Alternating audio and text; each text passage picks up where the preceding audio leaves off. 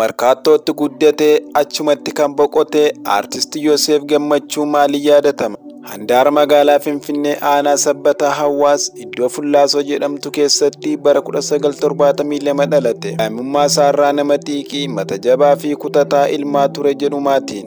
Artist Yoosef Gammachuu maatii cunqurfamaa ta'e keessaa dhalachuunsaa daa'imummaan qabsoo akka eegalu isa taasiseera.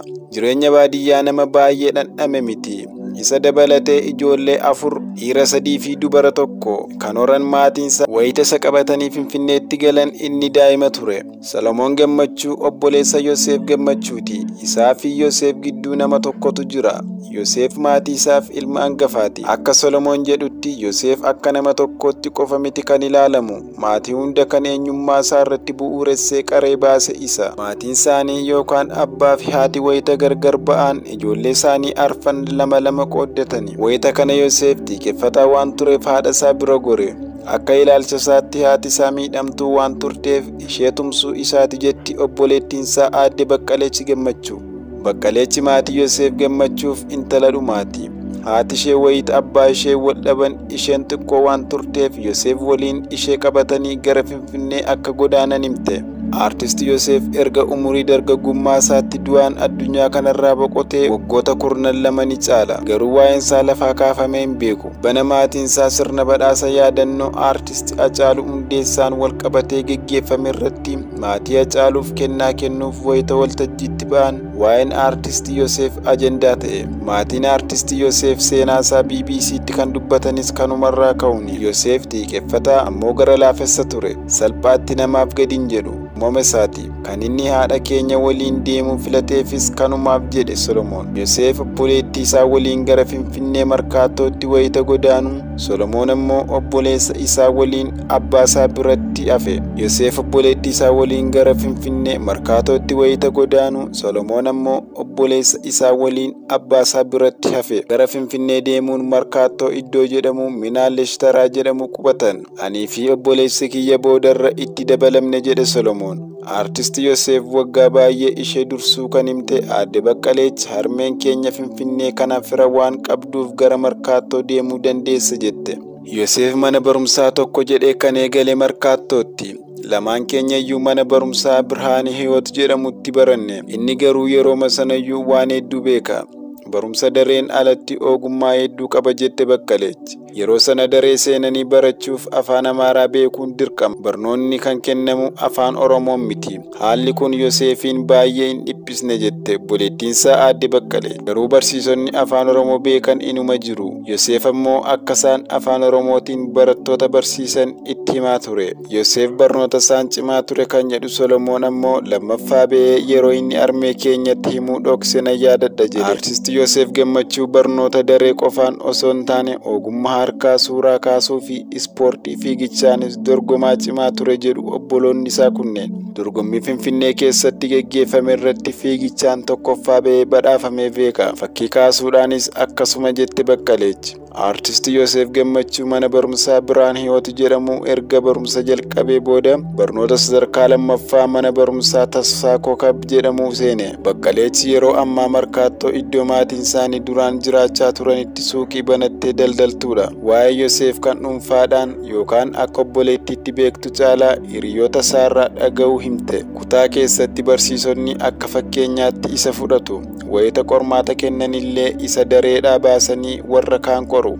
Inni dursee waan hunda beeka jedhanii waan amananiif jetti Baqqaleechi. Yoosef har'a osoo jiraatee nama umuriin isaa 50 yookaan 51 ta'a kan jettu aadde Baqqaleechi. Kana hiriyoota isaatu natti himan. Asuma naannawaa kana jiru ammallee barsiisonni dareetti qorumsa kennanii yoo barataan guutuu argate ati hiriyaa Yoosef miti jedhuun jette. Artist Yoosef Gammachuu barnoota isaan kutaa 9 wayita ga'uu jijjiiramni siyaasaa bara 1983 biyyattiitti waan dhufeef barnoota isaas achumatti dhaabee qabsaa'otaa fi artistoota kaan waliin dhaaba adda bilisummaa Oromootti seenan jedhe Solomoon. Artist Yoosef Gammachuu afaan Oromoo aadaa fi duudhaa jiruu fi jireenya Oromoo keessatti dhalatee umurii isaa daa'imummaatti haadha isaa waliin gara Finfinneetti godaane. Haalli Finfinnee ture qormaata itti ta'us inni garuu qormaata kana akkamiin akka keessa darbu dursee beeka ture jetti obboleettiin isaa Aadde Baqqaleechi. Keessattuu yeroo sana markaattoo keessa jiraachuun Oromoof salphaan turre. Inni garuu seenaan keenya as jira jechuun amilee ofitti hore. Yoosef aanaa ollaa Finfinnee irraa markaattootti godaanus jireenya Finfinneetti baruuf baay'ee ittiin fudhanne kan jedhu Solomoon inumaa waan naannoo isaa jiru hunda to'achuuf nama tattaafatu ture jedhe. Markaattoo naannoo Minaallesh Taraa jedhamutti ijoollee ollaa walitti qabuun afaan Oromoon sirbisiisaa ture. Kutaalee Finfinnee keessaa markaattoo fi ollaa buufata konkolaataa yookaan Atoobis Taraa jedhamuun beekamu bakka namoonni kutaalee biyya garaagaraa irraa dhufan itti heddummatanidha. Keessattuu lixa Oromiyaa irraa namoonni garas imalan sababa afaan Amaaraa sirriitti dubbachuu hin dandeenyeef wayita iddoowwan kunneen ga'an baay'ee rakkatu. Yeroo sana Yoosef waliin markaattoo jiraachaa akka turte kan himtu Aadde Baqqaleechi hojiiwwan Yoosef irratti cichee hojjetaa ture keessaa inni ijoon iddoo kanatti namoota keenya gargaaru ture jette. Nuti Yoosefii fi obboloonni isaa jireenya markaattootti barreerra afaan Amaaraallee ni beekna. Kanaaf namoota keenya afaan hin beekne gargaaraa turre. Baqqaleechi namoota konkolaataa qabachuuf yookaan imalaaf hojii akkasumas bulanii darbuuf markaattoo seenan hunda gargaaraa akka turan himti. Kun hundi ammoo sababa kutannoo Yoosefiif jette. Solomoon gamasaan Yoosefii fi markaattoo keessa jiraachuuf afaan aadaa fi duudhaa Oromoo Finfinnee keessatti akka lubbuu horatee baay'aannatu taasiseera jedhe. Osoo Yoosef hin jiraanne nutuyyuu aadaa fi afaan keenya qabannee hin turru. Namoonni kaanis akkasuma jedhu. Akka maatiin jedhanitti Yoosef namoota gargaaru qofa osoo hin taane gorsaa fi barumsas ni kenna. Namoonni keenya Finfinnee keessatti ofiin boonanii akka jiraatan gorsaa ture. Keessaa fi alaan qulqullina isaanii eeggatanii eenyummaa isaaniitti osoo hin qaana'in akka jiraatan cichee barsiisaa ture jette Baqqaleechi. Solomoon gamasaan Yoosef namoonni aadaa afaan duudhaa isaanii akka hin dagannee akka itti boonanii fi dhalootatti akka dabarsan walitti qabee barsiisaa ture jedhe. Tokkummaa harka wal qabachuu fi waltumsuu har'a nuti faarsinu kana Yoosef yeroo sana nu gorsaa ture. Nuti garuu isa hin dhageenyu turre. Wanti inni nu barsiisaa ture reefnaaf galee jira jette Baqqaleechi. Artist Yoosef Gammachuu ijoollummaa isaarraa eegalee sagalee kiiloolee qaba. Kun kennaa isaa ganamaa ture jedha Solomoon. Xiqqoo ta'ee sagaleen isaa baay'ee bareeda. Ijoollee ganda keessaa walitti qabee sirboota aadaa barsiisaa ture. Keessattuu markaattoo keessatti ijoolleen afaan Oromoo hin beekne dabalatee hunduu keenya sirboota aadaa Oromoo sirbisiisaa ture jedhe Solomoon. Wayita Yoosef barachaa ture barnoonni muuziqaa akka gosa barnoota tokkootti kennamaa ture kan jettu Aadde Baqqaleechi barsiisonni yeroo barnoota muuziqaatti akka barattootaaf sirbu gaafatu. Taasaa keessatti qofa osoo hin taane Yoosef jaalalaa fi dandeettii muuziqaa waan qabuuf wayita akka sirbuuf gaafatamu hin didu. Inumaa afaan Oromoo wayita sirbuu gootummaadhaan jette Aadde Baqqaleechi.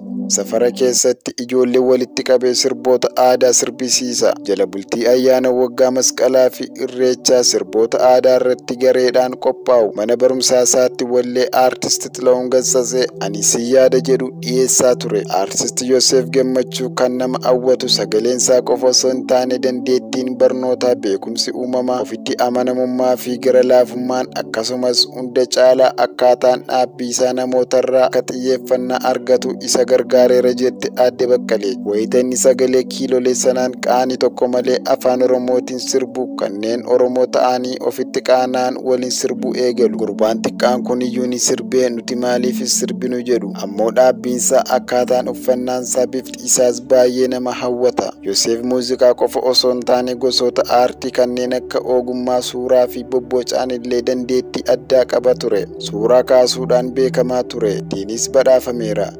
Dabalataan bobboca adda addaanis ni beekama. Meeshaalee fi uffata irratti alaabaa bocuun beekama ture. Badhaasa Artist Hacaaluu Hundeessaa bara kanaa irratti maatiin Artist Yoosef Gammachuu haadha warra Hacaaluuf kennaa addaa kennaniiru. Kennaan kun suuraa haadha manaa Hacaaluu aadde Fantuu Damisoo ture. Akka aadde Baqqaleechi jettutti suuraa sana kan kaase ilma isheeti. Dhugummaan suuraa kaasuu kun qaccee sanyii yookaan DNA'dhaan waan darbu natti fakkaata. Ilmi kiyya akkuma Yoseef suuraa kaasa. Suuraa haadha warra Hacaaluu isatu kaase. Ammoo dhaabbii isaas Yoseef fakkaata. Kanaaf maatiin keenya hunduu Yoseef jedhuuni. Artisti Yoseef sirba sirbuu daa'imummaa isaatti eegalus guutummaatti gara hojii aartiitti kan seene garuu barnoota isaan booda. Yoseef artistoota gameeyyii kanneen akka Eebbisaa Addunyaa, Haayiluu Kitaabaa, Hirphaa Gaanfuree fi Daawwitee Mokonnin waliin hiriyoota turan jedhe Solomoon. Barnoota dhaabee guutummaatti hojii muuziqaatti seene. Bara 1983 wayita mootummaan jijjiiramu innis barnoota dhiisee adda bilisummaa Oromootti makame. Artist Hirphaa Gaanfuree waliin wal qabatanii gara waajjira Gullallee jiru seenan. Gara waajjira adda bilisummaa Oromoo Gullallee jiru erga deemee booda hojiinsaa guutuun aartii kanaa fi siyaasa wal faana deemsisu ture jedha Solomoon. Qophii yookiin ayyaanni kamuu jiraannaan Yoseef irraan dhibamu. Namuu isa feera. Baay'ee jaallatama ture. Artist Yoseef Gammachuu albaama tokko qofaa akka baase kan himte aadde Baqqaleechi sirboota isaa hedduu qopheessee osoo uummataan hin gahin lubbuun isaa dabarte jette. Walleewwan jaalalaa fi warraaqsa kanneen akka yaada raartuu, abdii bilisummaa, narraan fagaatinii fi kanneen kan beekamu Artist Yoseef Gammachuu albaama isaa toora 1987 yookaan 88 akka baase yaadata obboleessi isaa Solomoon. Yoseef walleewwan ittiin beekamu kanneen kiliippiidhaan hojjeteera. Kiliippiiwwan sirboota isaa irratti dargaggeessa umuriin isaa waggaa 20 keessa jiru fakkaata. Wayita sirba hojjetu sana dargaggeessa bareedaa dheeraa kan dhaabbiin isaa namatti tolu ture. Yoseef waan hundi isaa nama hawwata ture. Uffanni inni yeroo sana uffate sirbee kan kiliippiiwwan irraa mul'atu hangammaatti faashiniidha jette aadde Baqqaleechi. Artist Yoseef Gammachuu erga Finfinnee seenee afaanii fi duudhaa isaatti cichuun rakkoo hedduuf isa saaxileera jedhu obboloonni isaa.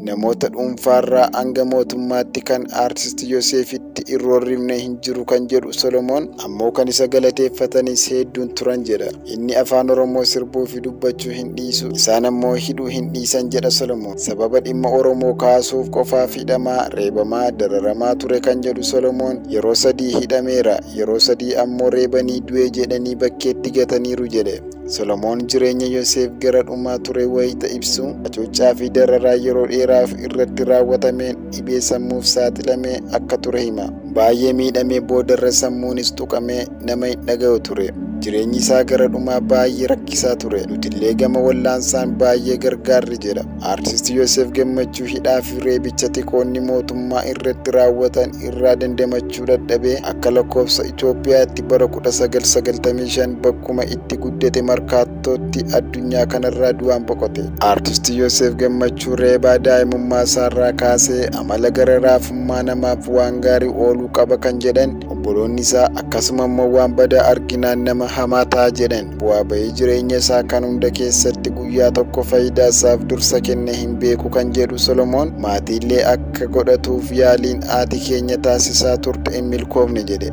Haati keenya jabduu turte.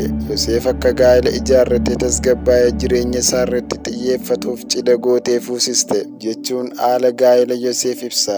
Yeroo sana waayillan yookaan miinzeen Yoseef Eebbisaa Addunyaa, Haayiluu Kitaabaa, Shoolee Tafarraa fi artistoota qabsaa'ota waliin turan hedduudha.